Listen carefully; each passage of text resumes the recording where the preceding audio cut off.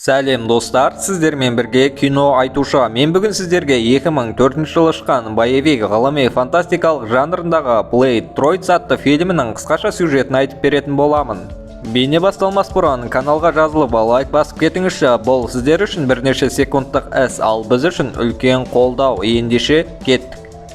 Фильмнің басында 4 вампирдің Ирактағы Сира шөлінде орналасқан Тас-Сикуратқа кіріп бара жатқанын көреміз. Олардың мақсаты Дракуланы ояту. Арада 6 ай өткесін Блейд үлкен қателік жасады. Ол вампирді өлтіремін деп қарапайым адамға оқ атады. Сөйтсе бұны әдейі ұйымдастырған екен.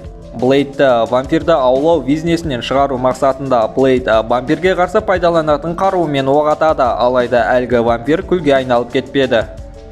ФБР-дің агенттері Рэй мен Уиллон белгісіз бір азаматтың жасаған бейнесінің арқасында бұның Блейд екенін танып қойыпты. Бұл белгісіз азамат негізінде Даника Талос, Дракуланы оятпақшы болған вампирлердің бірі. Блейдті қақпанға түсіру үшін осы істі әдейі ұйымдастырған. Блейдтің бейбіт адамға оқ атқанынан хабардар болған ФБР оған қарсы тергеу бастайды. Алайда Блейдтің жақын досы Уистлер олар жинаған ақпараттардың ФБР-дің қолына түскенін қаламайды. Себебі америкалық ұйымның құрамында вампирлер болуы мүмкін. Ақпараттарды сақтап қалу мақсатында Блейдке бұл жерден қаш деп өзін жарып жібереді. Компьютерлерді және де басқа да маңызды құжаттарды жою мақсатында досынан айырылғанына сене алмаған Блейдтің көңіл күйі түсіп кетеді. Тіпті ФБР-ге қатты қарсылық көрсетпей, олардың оны тұтқындауына жол береді. Ал ФБР-дің қызметкерлері Блейдті аса жақтыра бермейді екен. Тіпті оны халықтың бірінші жауы деп те ойлайды екен. Мүмкін қылмыскерлерді үнемі Блейдтің құрықтап алғанынан болар. Блейдті психопат деп жариялап, оны психиатрлық ауруханаға жатқызбақшы. Бұған полицейлердің бастығы Мартин Вирди қарсы. Олармен Блейдті қалай ұстау керек екенін талқылап жатқанда арасындағы Венс оған бірдеңе салады. Өзінің әлсіреп тұрған шағының өзінде Блейд оның вампирлерге жұмыс істейтінін анықтап қояды.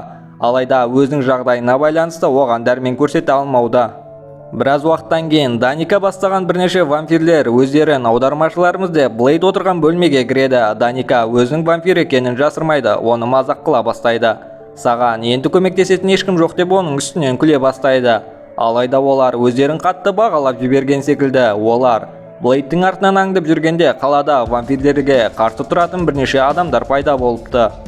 Олардың ішінде Уистлердің заңсыз туылған қызы Эбигейл және ақылды бұрынғы вампир Ганнибал Кинг бар.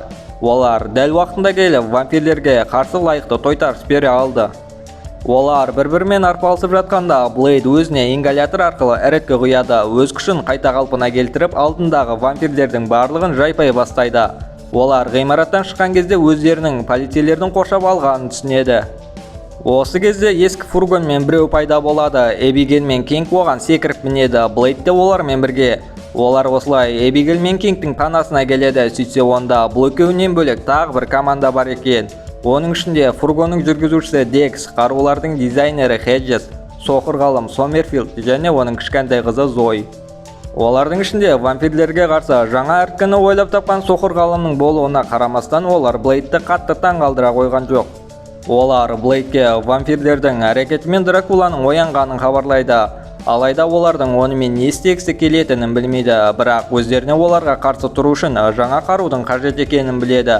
Сомерфилд жаңа биологиялық қаруды жасауды бастап кетіпті. Оған Дейстер деген атау берген, ал қару тек вампирлерге ғана қарсы жұмыс жасайтын болады. Қару вирус секілді әрекет етеді екен. Вампирлердің денесіне салатын болса, олардың иммунитеті әлсіретіп, оларды өлтіреді екен. Әзірге олардың қаруының күші әлсіздеу. Қаруды күшейту үшін оларға вампирлердің арасындағы ең жақсы ДНК керек екен. Анығырақ Дракуланың қаны керек, себебі оның қаны басқалардікі секілді мутацияға ұшырамаған. Алайда олар Дрейкке, яғни Дракулаға қалай жету керек екенін білмейді. Блейд осы кезде өз ойын ұсынады. Оның жоспары бойынша вампирлердің ең әлсіз тобын ұстау керек. Оларды ұстасақ, олар бізді өз басшыларына алып барады дейді. Осылай олар адам кейпінде жүрген вампирлерді аңдай бастайды. Солардың бірі Блейд көпірден түсірейін деп тұрған кезде телефонына қоңырау шалады. Сөйтсе ол доктор Венс екен. Дереу оның кабинетіне басып кіреді, оған тергеу жүргізу үшін. Үстелді айналып өте бергенде жерде жатқан нағыз доктор Венсті көреді. Өздерінің алдында Венс кейпінде тұрған адамның Дрейк екенін түсінеді. Дрейк кідіртпестен Кинг ұстап алып оған пышақ сұғады, сосын терезеден секіріп кетеді. Ал Блейд болса оның артынан қуады. Соңында олар үйдің үстінде кездеседі. Сөйтсе Дрейк құр қол келмепті, өзімен бірге адамның кішкентай баласын ала келген. Оны лақтырып жіберемін деп қорқытады. Екеуі бір-біріне қоқан-лоққы көрсетіп, біраз боқтасып алғаннан кейін Дрейк оны ғимараттардың арасына тастап жібереді. Қуанышқа орай Блейд оны дер кезінде ұстап қалады, алайда Дрейк осыны пайдаланып қашып кетіпті. Эбигейл Кингтің жарақатын танып жатқанда Сомерфилд оларға вампирлердің биологиялық лабораториясын тауып алғанын көрсетеді. Сонымен қатар олардың соңғы күндері не сатып алғандарын анықтап алыпты. Олардың ішінде полимераза, сүйек майын күшейтетін қосындылар және генетикаға қажетті қосындылар секілді заттар бар. Олардың ойын толығырақ білу мақсатында Блейд пен Эбби барлауға аттанады. Сыртта тығылып отырған кезде қалай Врейдтің келе жатқанын көреді. Оны күтіп алуға бір вампир шыққан кезде Блейд пен Эбигейл атып шығады. Әлгі вампирдің көзін құртып Врейдке оларды ішке кіргізуге мәжбүрлейді. Олардың ішке кіріп жарықты қосқан кезде бірінші көргендері адамдар бар үлкен қойма. Оларды белгілі бір құралға жалғап, қанын донор ретінде пайдаланады екен. Сөйтсе вампирлер қан үшін адамға шабуылдаудың орнына оларды өзіміз өсірейік деп шешіпті. Адамдарды мал секілді пайдаланғаны Блейдке ұнамай, ол Врейдке оқ атады. Сосын компьютерлік техникті объектін жабуға мәжбүрлейді. Ал түнгі сталкердің баспанасында Декс пен Хедж баскетбол ойнап жатыр. Ал Сомерфилд өзінің қызына ертегі оқ беріп отыр, ал Кинг болса ұйықтап жатыр. Кенеттен Кингтің алдында фильмнің басында қайтыс болып кеткен Уислер пайда болады. Бірақ бұл Уислер емес, Дрейк. Арада бірнеше уақыт өткесін Блейд пен Эбигейл қайта оралады. Олар Хеджті, Дексті және Сомерфилдті өлі күйінде табады. Ал Кинг пен Зой жоғалып кеткен. Сөйтсе оларда Дрейк вампирлердің баспанасын алып кетіпті. Кингті жерге байлап қойған. Есіне келген кезде алдында жатқан итті көреді, алайда әлгі ит кенеттен аузын құбыжықтар секілді ашады. Кинг дер кезінде қашып үлгереді. Даника кіріп Кингке бірнеше соққы береді. Сосын Кингтен олар жасап жатқан қару жайында сұрайды. Кинг ол туралы айтудан бас тартады. Даника болса, мен сені қайтадан вампирге айналдырып жіберемін деп қорқытады.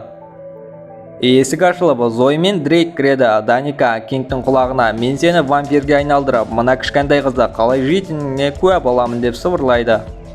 Вампирлер жеңіске жетті деуге ерте, себебі Сомерфилд өлер алдында түнгі сталкердің бір мүшесі Колдерге хат жіберіп үлгеріпті.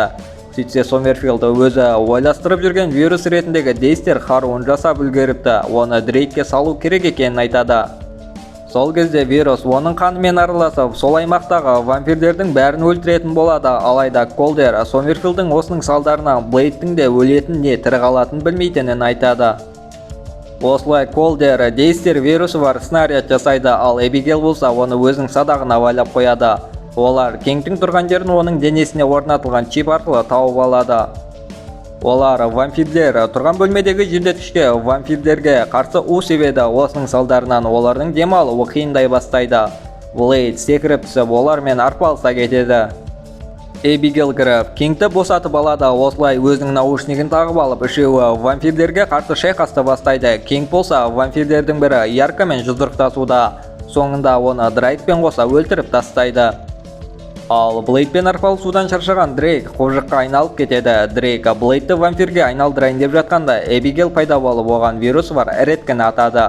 Дрейк болса оны суырып алып жерге тастайды. Осы кезде Блейд әлгі Редкіні қайта алып оны Дрейкке тығып алады. Дейстер осылай Дракуланың бүкіл денесіне тарала бастайды. Осының салдарынан басқа вампирлер өле бастайды. Осының барлығы аяқталғанда Дракула қайтадан адам кейпіне түседі. Өлер алдында Блейдті жаңа вампирлердің нәсілінің пайда болғанымен құттықтап, қанға деген құмарлық барлығын жеңетінін ескертеді. Әдеттегінде барлығы аяқталған шақта ФБР ғимаратқа кіріп келеді, алайда олар Блейдтің денесінен басқа ешкімді таппайды.